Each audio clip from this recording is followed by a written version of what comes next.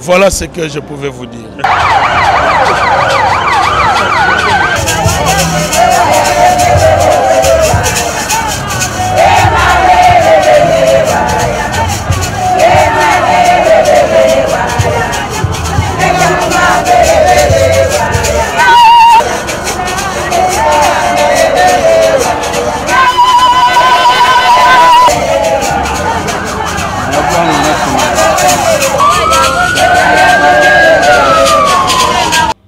Souvenirs, il y en a beaucoup, mais le plus important, c'est la constance.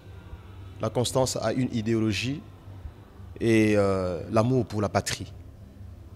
Je parle de la constance, le patriarche Antoine Gizenga, dans son combat, il n'a pas trahi la nation. Il s'est battu, pas pour lui, pas pour sa famille, mais pour la multitude de Congolaises et de Congolais. Il a considéré l'intérêt de la nation plus supérieur que le sien. La constance aussi, c'est que dans ses engagements, il n'est pas outrepassé les limites, dans la mesure où il a considéré que les engagements en politique, on le respecte jusqu'au bout. Et quand je parle également de la constance, je vois un jusqu'au boutiste à outrance, à la personne d'Antoine Gizenga Fungi, qui, devant des péripéties de la dernière minute pour le deuxième mandat de l'autorité morale du FCC, Joseph Kabila Kabange, le parti s'est s'entre-déchiré, des départs à outrance, en cascade, mais il a gardé son cap vers une constance, un respect des engagements par rapport à la gauche socialiste qu'il voulait préserver. Et aujourd'hui, il est un modèle. Père de la démocratie, aujourd'hui, il nous quitte. Le Congo est orphelin. C'est comme ça que le comité d'organisation dans lequel je siège a pensé à lui rendre ses hommages mérités parce que c'est digne fils du Congo. Aujourd'hui, on parle de lui dans le monde comme un modèle, comme un exemple d'un véritable père de la démocratie. Vous avez, oui. Par rapport à, quand on observe la vie des partis ici en RDC, quelle chance vous accordez à la survie du PALU sans Gizenga? Ben écoutez, on ne peut pas sous-estimer les leaderships qu'il y a dans le PALU. Un leadership loyal aux idéaux du patriarche. Et vous savez que le patriarche savait ce qu'il faisait et il a formé la jeunesse qui va hériter ce parti. Je ne peux pas être le prophète des malheurs, mais ce que je souhaite de tous mes voeux, c'est de voir ces patrimoines nationaux, le PALU, résister devant les égocentrismes de personnes qui combattent le PALU. Il faut que ce parti tienne, parce que ce parti vient de très loin. Je sais que le parti, c'est un homme et un nom. Mais c'est vrai qu'on ne peut jamais être un homme, un leader, sans avoir formé sa succession. Je suis convaincu que ça n'arrivera pas au PALU. Et ce que je vois dans le PALU, c'est qu'avec la disparition du patriarche, ça pourra coller beaucoup de morceaux qui se sont déchirés. Et je vois le PALU un grand parmi le grand parti. D'ailleurs, il faut qu'on vous le dise, je suis moi-même un témoignage de la vie politique du patriarche Antoine Gizenga. Vous vous rappelez, en 2006, après notre élection, j'ai été rapporteur de l'Assemblée provinciale de Kinshasa. Nous avions organisé une conférence de toutes les assemblées provinciales de la RDC à Matadi pour revendiquer les 40%. Et j'ai été nommé rapporteur de toutes ces assemblées. Et quand le Premier ministre nous a reçus, le patriarche me dira « Je vois en toi mon jeune âge quand j'étais jeune en politique.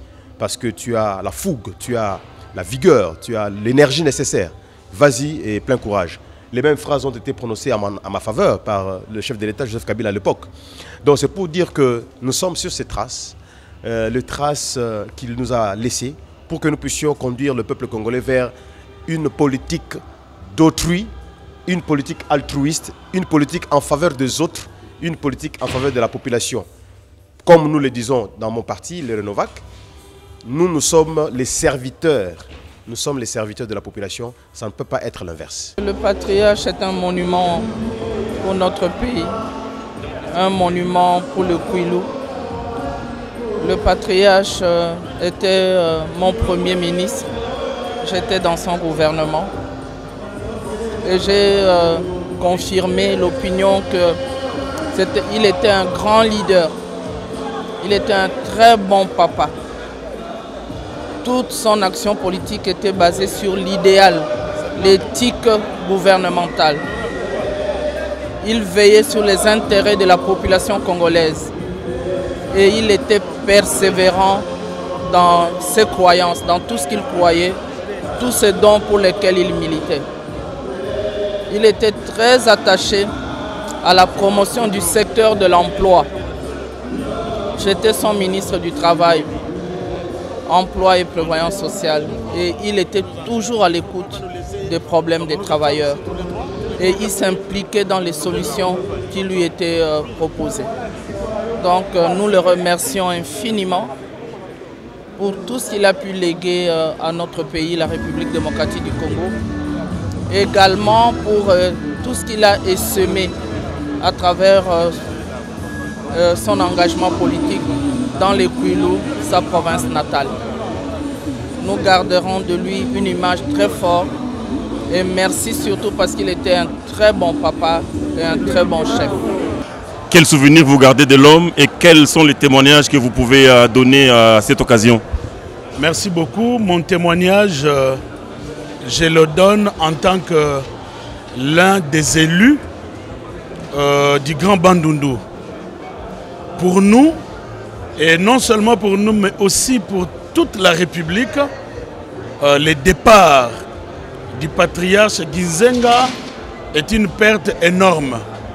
Je pense que tout le monde le sait, que c'est l'un des pères de l'indépendance de notre pays. Il a fait partie de ceux qui ont vu ce pays se battre pour l'indépendance. Il était parmi eux jusqu'à la conquête de l'indépendance, on va dire sur le plan théorique, mais beaucoup sont morts déjà à ce temps-là. Il est resté en vie jusqu'en 2019. C'est très symbolique parce que cette année, avant son départ, il a vu l'alternance pacifique se faire dans ce pays. Et nous pensons qu'avec cette alternance pacifique, le Congo va s'affranchir totalement.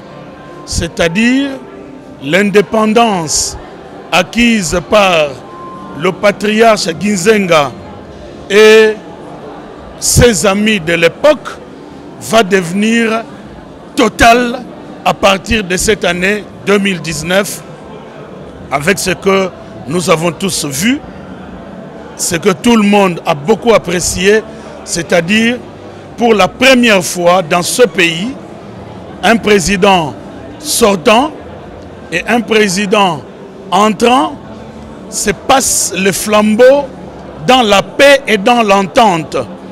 Et nous savons que les choses vont continuer de cette manière-là parce que nous voyons dans les deux qui se sont passés le pouvoir une bonne dose de nationalisme. Disons que physiquement, je l'ai connu à partir du moment où il m'a appelé près de lui pour le travail du parti à partir de 1997. Avant, je l'ai connu dans les écrits, dans la propagande du parti et dans le manuel d'histoire. Donc, c'est un homme d'histoire. Il est entré dans l'histoire du pays déjà de son vivant.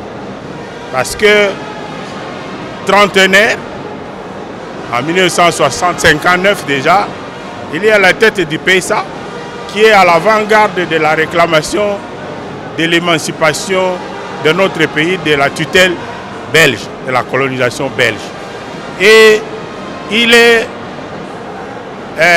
avec Joseph Kasavubu, assisté par Nzeza Landou, lui assisté par Cléophas Kamitatou. On leur a infiltré Kalonji avec Adoula Mais ils sont les deux, en fait, à avoir exigé d'avoir des pourparlers pour réclamer l'indépendance du Congo auprès des Belges à Bruxelles. Et on les amène à Bruxelles. La rencontre capote par le fait que les autorités belges disent qu'ils ne veulent même pas parler de cette affaire. Alors, devant le découragement de tous les autres qui ne voulaient pas continuer et qui ont tenu à revenir au pays, n'oubliez pas, nous ne sommes pas encore indépendants, à ce moment on est colonie belge et ils sont partis avec les passeports belges. Donc s'ils étaient revenus, on confisquait le passeport et ils ne rentreraient plus. Gizenga se résout à ne pas rentrer. Et il dit, maintenant je dois aller chercher des appuis et des pressions pour que la Belgique octroie son indépendance au Congo. C'est ainsi que, arrivé pourtant pour la première fois en Europe, il trouvera le moyen, par une inspiration extraordinaire, d'aller par l'Allemagne de l'Est jusqu'à Moscou, où il lancera un appel qui est resté célèbre, où il dira « Le Congo aura son indépendance de la façon dont la Belgique voudra. Si c'est par la force, ça sera par la force. Si c'est par la paix, la négociation, ça sera par la négociation. » En fait, il avait déjà dit à Kamitatu, reste, cherche ses appuis, moi je rentre organiser déjà la guerre de libération. Mais Kamitatu avait refusé, de sorte que lui-même était obligé d'y aller. Et c'est ça qui a fait que les Belges qui tergiversaient et qui s'atermoyaient ont vite convoqué la table ronde en janvier 1960, février, où l'indépendance du Congo a été obtenue de haute main pour le 30 juin 1960. Et donc, il revient pour participer aux élections législatives de mai 1960. Il est élu député national et député provincial. Il choisit d'être député national et son parti, ayant eu les 13 sièges contre 34, était le deuxième parti en termes de voix par rapport à ceux qui se réclamaient du bloc des nationalistes. Il va donc être vice-premier ministre du premier ministre Lumumba, chef du MNC, qui avait 34 élus, et lui, chef du PSA, avec 13 élus, deuxième force de la coalition majoritaire. Il va donc être vice-premier ministre. Alors, comme vous le savez, le 5 janvier, mutinerie de la force publique. Le 5 juillet, mutinerie à Tisville, Banjangungu. Le 15 juillet, sécession du Katanga. Le 15 août, sécession du sud de Kasaï. Lumumba et Gizenga font face à un péril extrême pour la nation.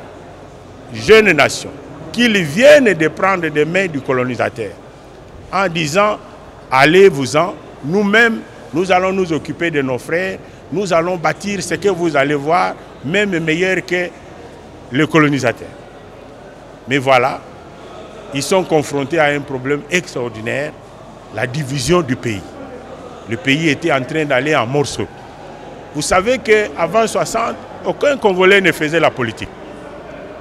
La colonisation belge était une colonisation dure d'apartheid qui ne permettait même pas les rencontres entre les. Et tout ça, c'est en une année que tout ce leadership va apparaître.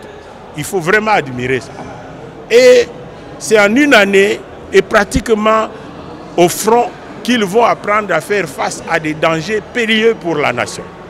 Depuis ce temps-là donc, premier combat de Gizenga, après le combat de l'émancipation de la liberté, c'est le combat pour l'unité, maintenir l'unité du pays, l'unité du peuple. Et, et voilà, ça aboutit, ce démantèlement recherché par les ennemis de la nation, qui était en train de se mettre en place, va être encore renforcé par un coup dur supplémentaire, à savoir le 5 septembre 1960, le gouvernement légitime est renversé par un coup d'État. Le Premier ministre est renversé, arrêté, lui-même Gizenga est arrêté également, amené à Lozumu et pour être transféré à Bakwanga pour être assassiné. libéré in extremis par le général Ketani de l'ONU, à l'époque là, des forces de l'ONU, libéré. Et quand il revient voir le Premier ministre, il reçoit alors le mandat de délocaliser le gouvernement légitime. Vous verrez dans une biographie qu'on a donnée là, une erreur grave qui a été commise. On impute à Gizenga d'avoir créé un gouvernement parallèle à Stanleyville. C'est faux, archi faux. Gizenga est parti avec mandat du Premier ministre légitime pour délocaliser le gouvernement. N'oubliez pas que la majorité parlementaire est toujours la même, celle des nationalistes. Donc, là-bas, Gizenga n'a jamais créé une république populaire du Congo. Non. Il a toujours dit que c'était le Congo-Léopoldville dont ils étaient le gouvernement légitime. Et on ne saura pas vous arrêter, mais une question d'actualité. Est-ce que la crainte est telle que nous sommes habitués à ce que les leaders meurent avec leur parti? Est-ce qu'il y a une chance que le PALU survive après Gizenga? Le PALU a la particularité d'être issu de la fusion des partis majoritaires de 1900. Donc, ce n'est pas une création simplement ex nihilo, c'est en fait, lui, il a organisé cette fusion qui était convenue. Par le fait même, une telle organisation ne pouvait venir qu'avec des textes et des principes. Donc voilà ce qui peut vous rassurer, le PALU ne peut pas disparaître parce qu'il est régi par des textes. Il n'est pas régi par la seule volonté et les bons vouloirs de son fondateur. Ce n'est pas ça. Et ça, il le tire de sa naissance. Parce que fusion des partis, donc organisé par des textes, des protocoles d'accord, des principes et des règlements. Et jamais Gizenga n'a envisagé, et il a toujours dit, le parti ne peut pas mourir avec lui. Ce n'est pas possible parce qu'il n'a pas créé ce parti pour lui, pour se servir, pour le servir. Il a créé parce que ça répondait à un besoin des nationalistes, à un besoin du pays. Ce besoin est toujours là, le besoin des nationalistes est toujours là. Il n'y a nulle raison pour que le parti disparaisse. Même s'il y a des désordres, même nous avons l'avantage d'avoir des textes sur lesquels on va s'appuyer et sur lesquels on va organiser la suite de la vie du parti après Gizenga, qui a toujours dit ceci. Un vrai commerçant, il laisse des boutiques. Un vrai artiste, musicien, il laisse des chansons. Nous, si nous voulons être des vrais politiques, nous devons laisser des partis politiques. Merci.